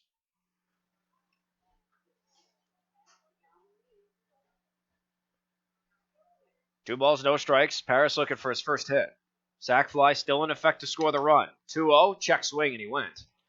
2 balls and a strike to count out of Timmy Parrish. Check swings are a big pet peeve of mine in baseball. If you're going to swing, commit to it. Here's a 2-1. Pitch misses low. 3 balls and a strike now to count. We all have our pet peeves. For you, it's the half swing. For me, it's the pickoff play at second when nobody's even covering the bag. 3-1 to Parrish. Swung on, and the ball is a weak dribbler up the first baseline. They're going to tag Parrish out at first, and Bowman once again has to hold at third. So it's a 3 unassisted out. They will retire Parrish. 2 down Bowman's still 90 feet away from scoring, and if I'm Luke Ferdinand, I have to get a hit right here. No doubt about it. I mean, he catch the break with Bowman getting on with the bunt single. A throwing error advanced him to second on the same play. A pass ball advanced him to third. You were gift-wrapped this run, and the first pitch to Ferdinand's a swing and a miss. Ferdinand does have a hit in the ballgame. He's 1 for 2, a single, and a ground out right to the pitcher in Bondi. Wind is picked up and blowing straight out towards right field. 0-1 Ferdinand. Breaking pitch up high, ball and a strike. Should Ferdinand keep the inning going, Zach Sumption's on deck. His 11-game hitting streak is in jeopardy. 1-1, swung on, and it's hit foul, first base side. Ball and 2 strikes now to the Hardhats' first baseman. Interesting to look at Bowman out in center field where he's playing. Bauman compared to the center fielder last night for Sioux Falls West, where he was playing about 30 feet farther out in center field. 1-2 to Ferdinand. Did he go? No, he didn't. And the count evens. 2 balls, 2 strikes. That pitch was low. Bauman playing a relatively shallow center field. 2-2 to Ferdinand. Swung on, and that ball's pushed into left field. And it is caught by Naughton, and that will end the threat. And F7 retires the side. No runs on a hit with 1 error charged to Mountain View. And Cooper Bowman, the lone man on the base path, stranded 90 feet away from giving the Hardhats a lead. We are still deadlocked at 4 runs on either side. Hardhats back to defensive positions with a new pitcher on the mound. We'll give you all the information you need on him in just a few moments. We'll be right back. You're on the official web stream of the Hardhats. You can find it all season long on Hardhats-TV on Post22Baseball.com.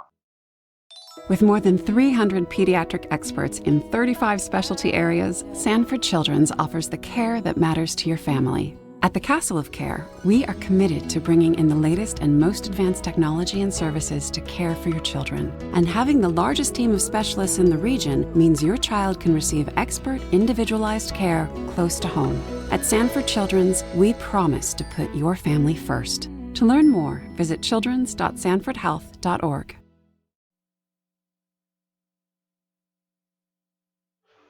Well, it looks like the Hardhats have a changing of the guard on the mound. Riley McSherry's day has come to a conclusion after 5 innings of work, in which he allowed 4 runs on the power of 5 hits. 2 errors were charged to his defense. 9 strikeouts for McSherry with 3 walks as well as a hit batter. So a pretty solid start for McSherry. 9 strikeouts to 4 free base runners. And now Jack Sorensen comes out on the mound for the Hardhats. 14 2/3 innings of work under his belt. This is his 9th appearance of the season. All of them are in relief. He surprisingly has a 2-1 record under his belt. 13 strikeouts to 13 walks and a 5.73 ERA. Sorensen's first pitch is to the 8-hole hitter, Jaron Davis. This is a pinch hitter, Mark. Oh, it is. Coulter Williams is batting. That it is. So Coulter Williams takes over for Jaron Davis, who was the right fielder. His 1-0 pitch is weakly hit to third. Kramer on the run gets the throw in time. 5-3 in the scorebook. 1 up, 1 down will bring up Brock Waddell, unless he's also substituted. And it looks like that is still number 15, so my site hasn't completely failed me in the top half of the 6th inning. 4 runs, 5 hits, 3 errors for Mountain View. 4 runs, 7 hits, 2 errors for the Hardhats. So we are in the top half of the 6th.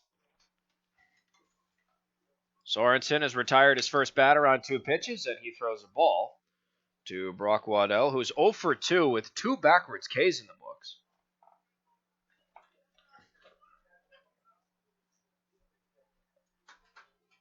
Here comes the 1-0. Swung on, and that ball's pushed into right field. Solano on the run, charges, and he makes the catch. Can of corn for number 13 on defense. 2 up, 2 down, brings us to the top of the order to Chad Bauman, the center fielder. 1 for 2 with a strikeout, a single, and a walk under his belt. He's pretty much done everything in this ballgame. Good start for Sorensen in relief. 4 pitches, 2 up, 2 down, and his 5th pitch is a ball to Bauman, 1-0. Bauman, the left-handed hitting center fielder, facing the righty in Sorensen. 1-0. Misses low and away, 2-0 now to Bauman. Should Bauman be the final out, it's 7, 8, 9 due up for the Hardhats, Sumption, Kramer, and King. The former of those three gentlemen with an 11-game hit streak on the line. 2-0. Strike called on the outside corner. Fastball from Sorensen. Brings the count to 2-1 for Bauman. One of the good stats on Sorensen is opponents are hitting only .254 against him. 2-1 is hit right by the glove of Sorensen. Stopped at second by Paz, though. Throw to first is in time, and that will retire the side. It's a 1-2-3 inning for the Hardhats on defense, which of course means no runs, hits, errors, or anybody left on base. 5.5 innings are in the books. We're still deadlocked at 4, folks. Something has to give between both of these teams. Hardhats will transition to the offensive when we come back with the bottom half of the 6th. Zach Sumption, Justin Kramer, Connor King due up. You are watching and listening to Hardhats-TV, which you can find all season long on post22baseball.com. We'll be right back with the bottom half of the 6th after this. You don't have to try to hit a home run when you're hitting singles and doubles all day. Consistency wins games, and it's key to helping achieve your retirement goals. At Weitzel Financial Group, they believe they're there to help with your own ideals and goals. Head toward your field of dreams. Call Weitzel Financial Group for a consultation at 348-1152. Kurt Weitzel is a registered representative and investment advisor representative with and offers securities and advisory services through Commonwealth Financial Network member FINRA SIPC, a registered investment advisor. Weitzel Financial Group, 817 9th Street, Rapid City, South Dakota, 577.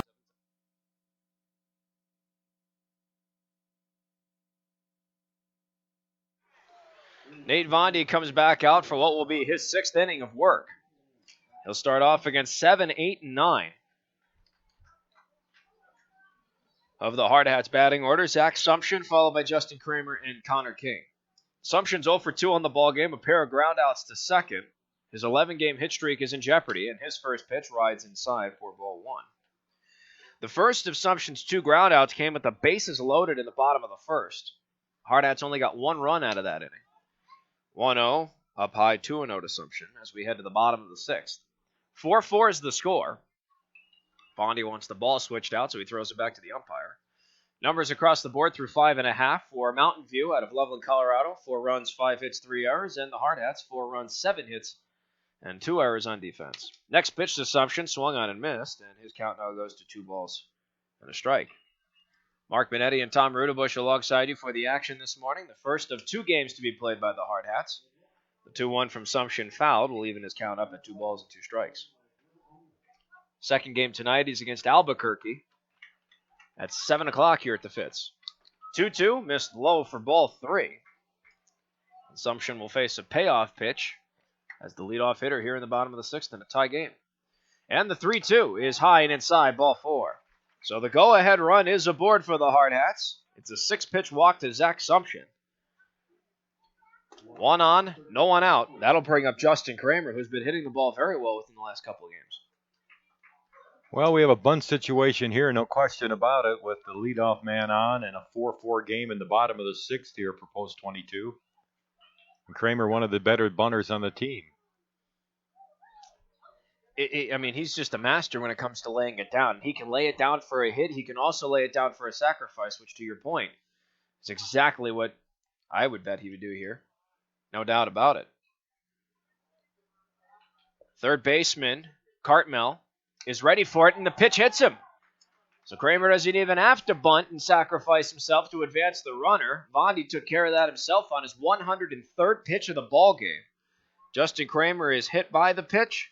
Sumption's now in scoring position. That brings up Connor King, and you could definitely bunt with Connor King. He's somebody that can lay it down, and it would give you 2 runners in scoring position. Oh, and it brings up Walker Paz, of all people, back at the top of the order if he gets it down. Yeah, there's no question again that Mitch will have Connor bunting here. And there is a conference on the mound here for Mountain View. Again, Nate Vondy has thrown 103 pitches, and look, Tom, to his credit, he's thrown a fantastic ball game here. He's limited his free base runners. He's limited free passes. The one real knock against him was a 3-run blast to Zach Solano. Otherwise, this has been one heck of a ball game from him. This isn't really a decision whether you're going to take Vondy out or not. What the coach is going over here is their bunt defense. Who's going to be covering third? They want to make sure that King gets the ball down, that they've got everybody doing their job on the bunt defense. Now, what you could see is what you see a lot in these bunt situations is shortstop will rotate over to third. Third will crash. They'll try and get the force at third. Be interesting to see how that goes. First is crashing in as well. King tried to drop the bunt, and there is no signal whether or not it was a fair ball or a foul, but it looks like it was ball one thrown. The runners are going to advance, so now King can swing away. Pitch was down in the dirt. Connor didn't offer at it. Wow. Big break for post 22. Humongous break. King swings away. Pitch to second. Throw to first in time. Infield was in on that for the easy out. One down. 2 men in scoring position brings us back to the top of the order to Walker Paz. Wow, this has been a very weird start to the inning. Paz on the ball game 2 for 3, a pair of singles and a backwards K. He's come around to score once. Infield, in on the grass, all 4 positions. First pitch to Paz. Low and blocked by Felton, the catcher, 1-0.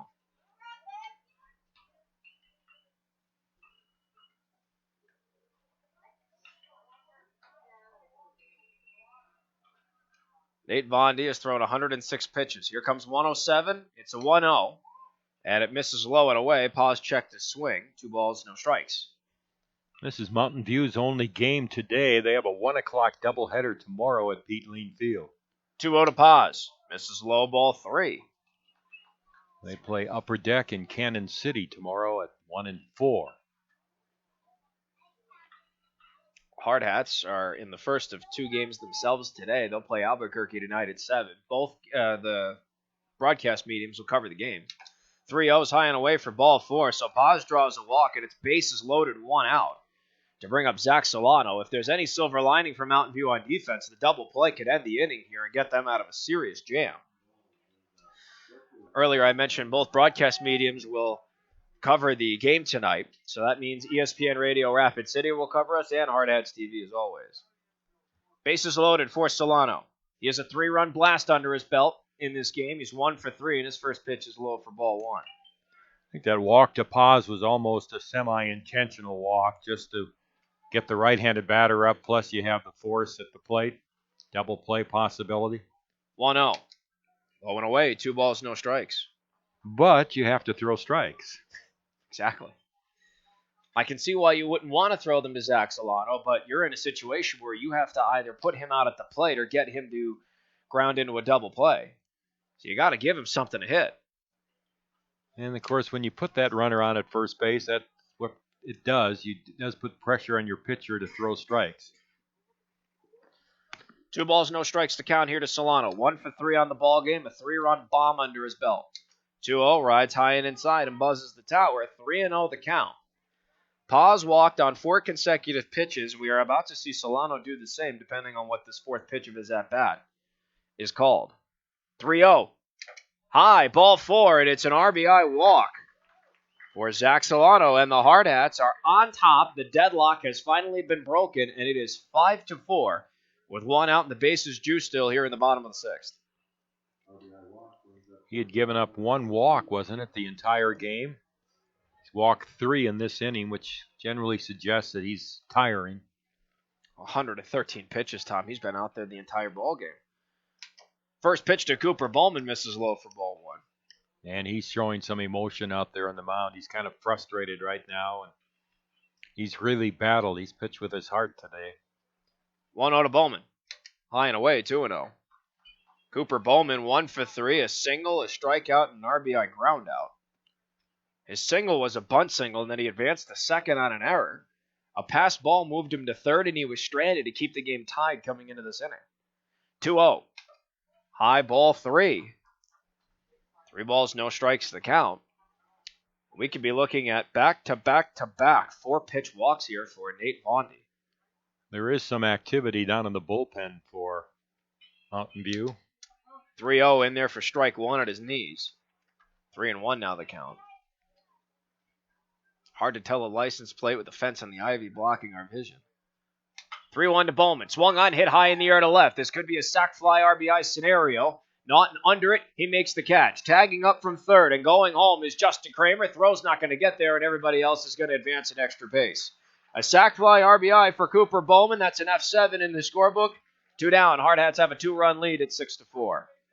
And just a real mistake again by the left fielder for Mountain View. That throw should have gone to third base. There's no way you're going to throw the base runner Kramer out from that position in the outfield.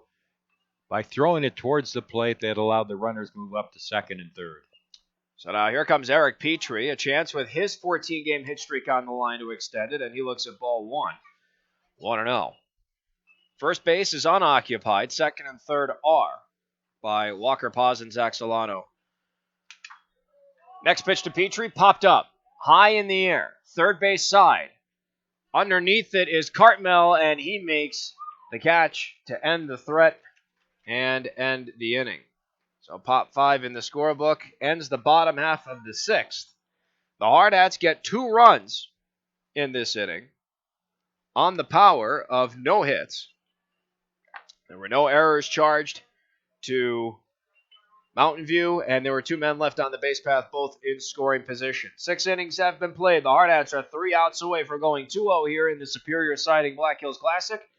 Tom's back in the driver's seat on this one with the top of the 7th in just a few moments. You are watching to and listening to Hardhats-TV, which you can find all season long on post22baseball.com. Why do so many business people trust us? Well, we're pretty nice folks, of course, and we really know our stuff. Black Hills Insurance, a tradition of service since 1949.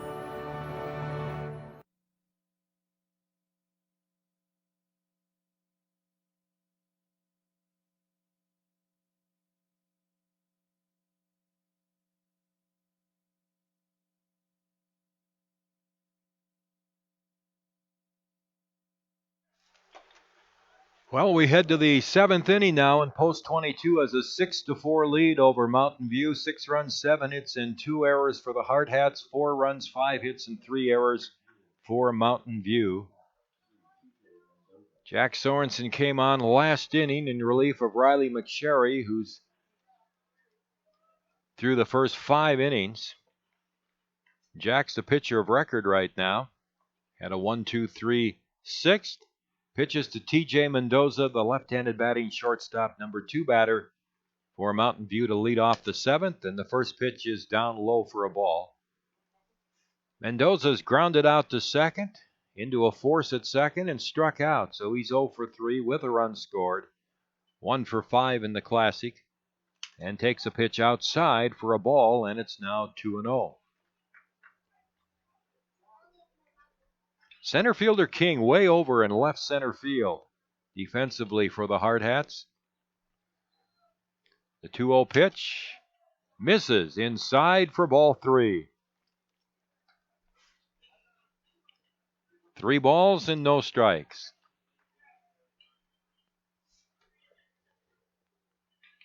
And the pitch. Strike on the outside corner.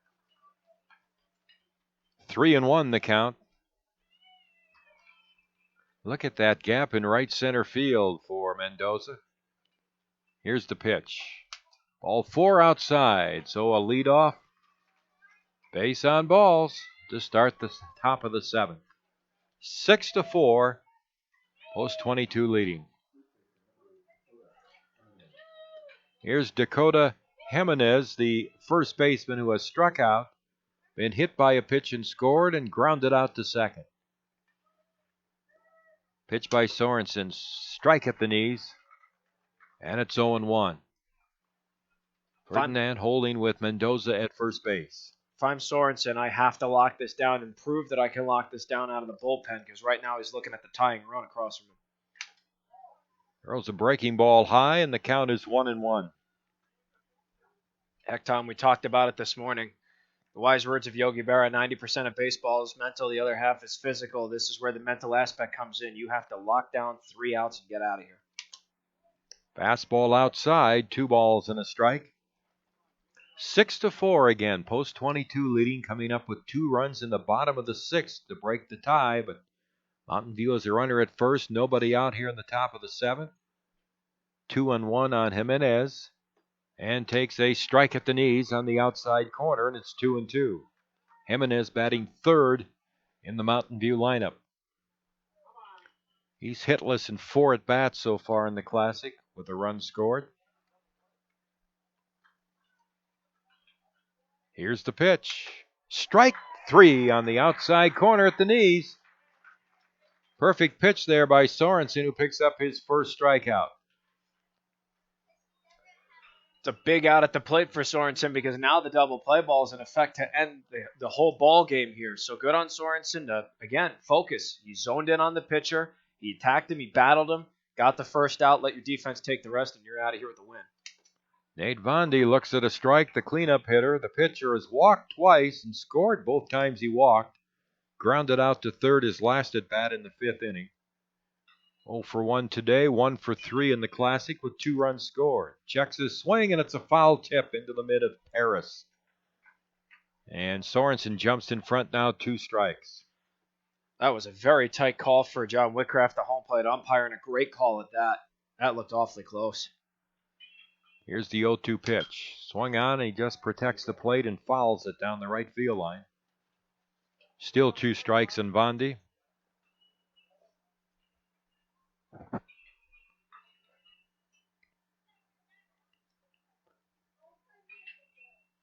Here's the set. Right-hander's pitch. Swung on, hit on the ground to Bowman, to second to Paz, to Ferdinand. There it is. The double play ends the game for Post 22. Short to second to first, the 30th double play of the season for Post 22. No runs, no hits, no errors, and nobody left. The final score, the Hardhats win by a score of 6-4 here over Mountain View out of Loveland, Colorado. Mark and I will return. We'll have the totals, the highlights, and look ahead to tonight's game. You're watching Post 22 Baseball on Hardhat-TV. Coke Zero goes with things like this. This. And this. Coke Zero tastes like this. He shoots! He scores! It sounds like this. It feels like this. So when the game is on, try it with this. Coke Zero. Real Coca-Cola taste. 0 calories, 0 sugar.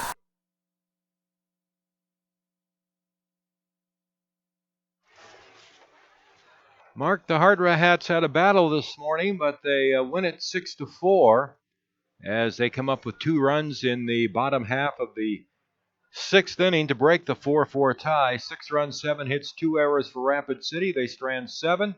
4 runs, 5 hits, 3 errors, and 6 left for Mountain View. Post 22 got a ground out from Cooper Bowman in the 1st inning to take a 1-0 lead. Mountain View tied it in the 2nd. But then Post 22 regained the lead in the bottom of the 2nd on a 3-run homer by Zach Solano, his 5th of the season. That put Post 22 ahead 4-1. But in the top of the 3rd, Mountain View came right back and they scored 3 runs. A 3-run double in the game from Mike Felton tied the game at 4-4 in the 3rd inning. That held up until the bottom of the 6th when a couple of 3 walks and a hit batsman put Nate Vondy into big trouble. He walked Solano with the bases loaded to force in 1 run. Cooper Bowman had a sacrifice fly to score the other. And Post 22 broke the tie with no hits in the bottom of the 6th inning, but they scored 2 runs.